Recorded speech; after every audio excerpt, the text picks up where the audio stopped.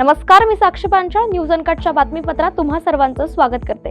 सविस्तर बातम्यांचा आढावा घेणारच आहोत, पण त्याआधी नजर टाकूयात काही महत्त्वाच्या हेडलाईन्सवर। अधिवेशन संपताच महायुती सरकारचं खातं वाटप जाहीर, तर गृह खातं हे फडणवीसांकडे। उद्धव ठाकरे 5 जानेवारीला तर राहुल गांधी हे 10 जानेवारीला मार्करवाडीला देणार भेट। छगन भुजबळ यांना मंत्रीपद न दिल्याने जालन्याच्या वाघरूळ गावात ओबीसी समाज आक्रमक। आणि राष्ट्रीय पोषण दिनानिमित्त अमरावतीत महिलांसाठी आरोग्य पोषण उपक्रम। आता पाहूयात सविस्तर वृत्त। राज्याचं हिवाळी अधिवेशन शनिवारी संपताच महायुती सरकारनं आपलं खातं वाटप जाहीर केलंय। मुख्यमंत्री देवेंद्र फडणवीस यांनी गृहमंत्रीपद स्वतःकडेच ठेवलंय, तर उपमुख्यमंत्री एकनाथ शिंदे यांच्याकडे नगरविकास आणि गृहनिर्माण, तर उपमुख्यमंत्री अजित पवार यांच्याकडे अर्थमंत्री तसंच उत्पादन शुल्क खातं देण्यात आलंय। फडणवीस यांनी खातावाटीप गिरीश महाजन, राधाकृष्ण विखे पाटील, पंकजा मुंडे, आशिष शेलार यांना काहीशी कमी महत्त्वाची खाते दिल्याचं दिसून आलं। मात्र पहिल्यांदाच मंत्रिमंडळात सहभागी झालेला शिवेंद्रराजे भोसले, जयकुमार गोरे यांना अनुक्रमे सार्वजनिक बांधकाम, ग्रामविकास ही महत्त्वाची खाते दिली गेली आहेत। ईव्हीएम मशीनच्या मुद्द्यावरून देशभरात चर्चेत आलेला माळशिरस तालुक्यातील मार्करवाडीला ठाकरे गटाचे प्रमुख उद्धव ठाकरे हे 5 जानेवारीला तर लोकसभेचे विरोधी पक्षनेते राहुल गांधी हे 10 जानेवारीला भेट देणार असल्याची माहिती राष्ट्रवादी काँग्रेसचे शरदचंद्र पवार पक्षाचे आमदार उत्तम जानकर यांनी दिली आहे। मुख्यमंत्री देवेंद्र फडणवीस यांच्या नेतृत्वाखालील राज्यातील महायुती सरकारचं पहिलं अधिवेशन नागपूर येथे संपन्न झालं। 6 दिवसांच्या या अधिवेशनात बीड, परभणी, केंद्रीय गृहमंत्री अमित शहा यांच्यासह शेतकरी व विविध प्रश्नांवर चर्चा झाली। या अधिवेशनात दोन्ही सभागृहात एकूण 17 विधेयकं मंजूर झाली असून 2 विधेयकं प्रलंबित आहेत।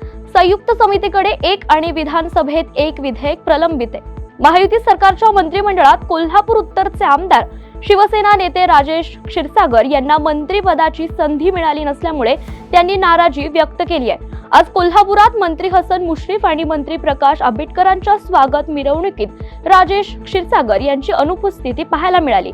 शिवाय मंत्रिपद मिळालं नसल्याचं ही खंत त्यांनी क्षीरसागर यांनी बोलवून दाखवलंय। यावेळी मंत्री प्रकाश आंबेडकरांचं अभिनंदन करत पुढच्या 2 ते 2.5 वर्षांनंतर मला मंत्रिपदाची जबाबदारी मिळेल असा विश्वास देखील क्षीरसागर यांनी व्यक्त केलाय। आज पक्षानं जी काही पॉलिसी ठरवलेली आहे की जे 2022 साली विद्यमान आमदार असताना आमच्या गटामध्ये सामील झाले त्यांना न्याय देण्याची भूमिका आणि पक्षाचा हा पॉलिसी डिसिजन आहे आणि त्यामुळं मी आज मंत्रिपदापासून थोडं बाजूला राहिलेलो आहे। पण ही फॅक्ट आहे की 38 वर्षांमध्ये कोल्हापूर शहरातील शिवसैनिक पदाधिकारी बंधू भगिनींनी लाट्या काट्या खाल्ल्या आणि त्याचा परिणाम जिल्ह्यावर झाला। जिल्ह्याची शिवसेना फोफावली, वाढली। पण निश्चितपणे मी परत एकदा सांगतो की सत्य परिस्थिती आहे की कोल्हापूर शहरातील पदाधिकाऱ्यांनी शिवसैनिकांना आम्ही न्याय आजपर्यंत देऊ शकलो नाही।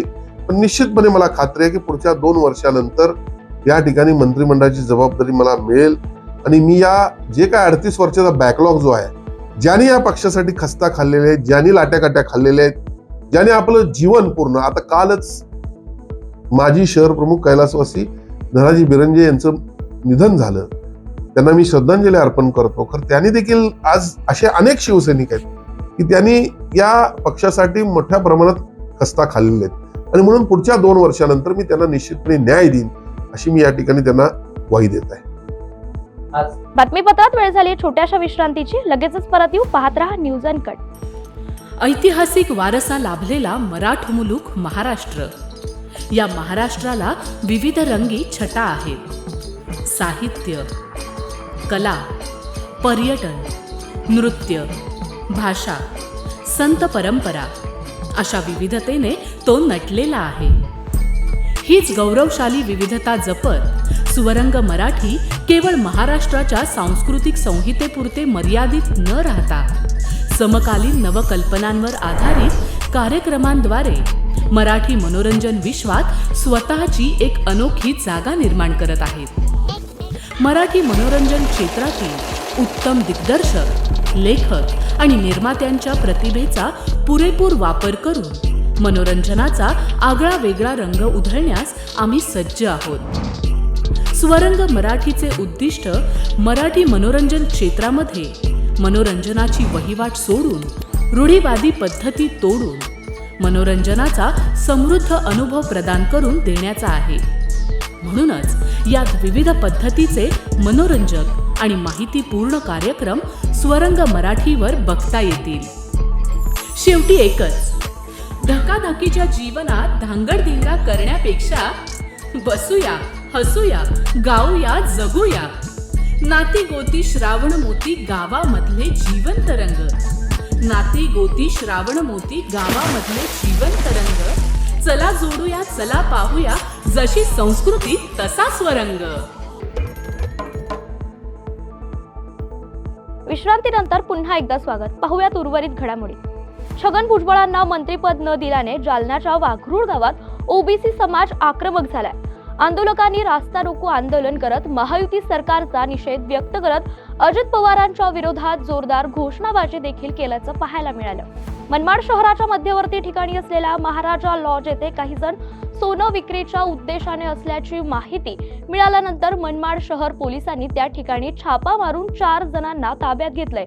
यामध्ये एक जण पळून जाण्याच्या तयारीत असताना तो पडल्याने त्याच्या पायाला गंभीर दुखापत झाली आहे. आरोपींना मनमाड शहर पोलिसांनी न्यायालयात हजर केलं असता त्यांना पोलीस कोठडी देण्यात आली आहे. आरोपींकडून पोलिसांनी 5 तोळं सोनं, गावठी कट्टा, 3 जिवंत काडतुसे हस्तगत केली असून त्यांच्याकडून आता अनेक घरफोडीचे गुन्हे उघड होण्याची शक्यता आहे. राज्यातील 65 वर्ष आणि त्यावरील ज्येष्ठ नागरिकांना त्यांच्या दैनंदिन जीवनात सामान्य स्थितीत जगण्यासाठी आरोग्यविषयक साधनं खरेदीसाठी मुख्यमंत्री वयोश्री योजना सुरू करण्यात आली आहे. जालना जिल्ह्यात वयोश्री योजनेअंतर्गत 5113 पात्र लाभार्थ्यांना शासनाकडून प्रत्येकी 3000 रुपये आधार संलग्न बँक खात्यात जमा झालेत. तरी अशा लाभार्थ्यांना शासन निर्णयातील नियमानुसार साहित्य, उपकरणं खरेदी करून त्याची पावती सहाय्यक आयुक्त समाज कल्याण जालना यांच्या कार्यालयात जमा करावेत असं आवाहन सहाय्यक आयुक्त समाज कल्याण जालना यांनी प्रसिद्धी पत्रकाद्वारे कळवलंय. बातमीपत्रात वेळ झाली छोट्याशा विश्रांतीची. लगेचच परत येऊ. पाहत रहा न्यूज अँड कट. ऐतिहासिक वारसा लाभलेला मराठ मुलूक महाराष्ट्र. या महाराष्ट्राला विविध रंगी छटा आहेत. साहित्य, कला, पर्यटन, नृत्य, भाषा, संत परंपरा अशा विविधतेने तो नटलेला आहे. हीच गौरवशाली विविधता जपत स्वरंग मराठी केवळ महाराष्ट्राच्या सांस्कृतिक संहितेपुरते मर्यादित न राहता समकालीन नवकल्पनांवर आधारित कार्यक्रमांद्वारे मराठी मनोरंजन विश्वात स्वतःची एक अनोखी जागा निर्माण करत आहेत.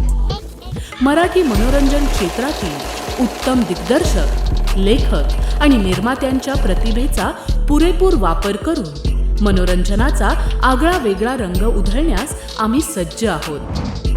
स्वरंग मराठीचे उद्दिष्ट मराठी मनोरंजन क्षेत्रामध्ये मनोरंजनाची वहिवाट सोडून, रूढीवादी पद्धती तोडून मनोरंजनाचा समृद्ध अनुभव प्रदान करून देण्याचा आहे.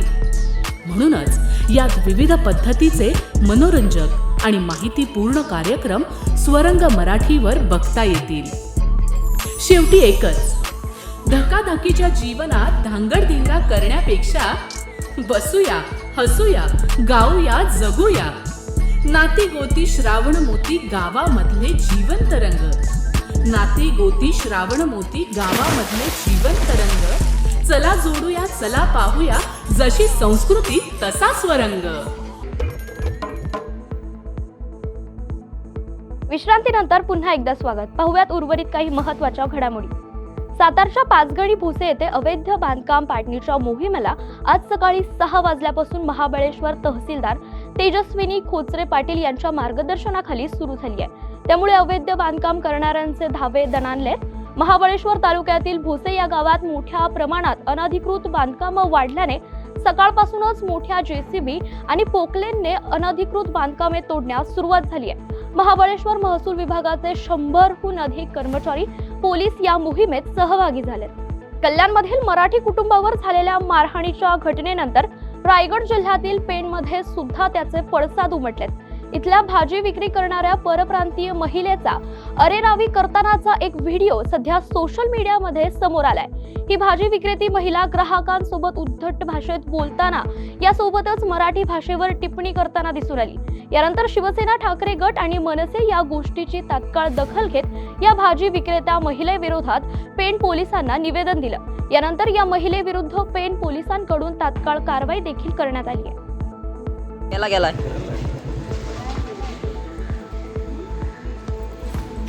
नमस्कार, जय महाराष्ट्र. मी संदीप ठाकूर, रायगड उपजिल्हाध्यक्ष, महाराष्ट्र नवनिर्माण सेना.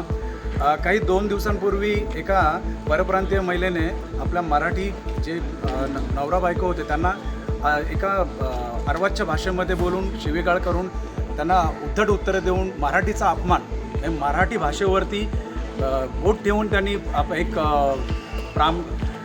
प्रामाणिक एक जे जोडपं होतं त्यांना खोचण्याचा प्रयत्न केला. आणि आज जेव्हा गेल्या 2 दिवसानंतर बऱ्याच लोकांचे आम्हाला व्हिडिओ आले, त्याचे मेसेजेस आले की या संदर्भात काहीतरी कारवाई व्हायला पाहिजे. पण नेहमीच महाराष्ट्र नवनिर्माण सेना हा पक्ष नेहमी अग्रेसर असतो. अशी भूमिका जिथे मराठी भाषेवरती, मराठी संस्कृतीवरती जेव्हा पहिलं कोणी जर लात मारायचा प्रयत्न करतात, सर्वात पहिले लात त्यांच्या थोबाड्यात बसते, हे एवढं नक्कीच असतं.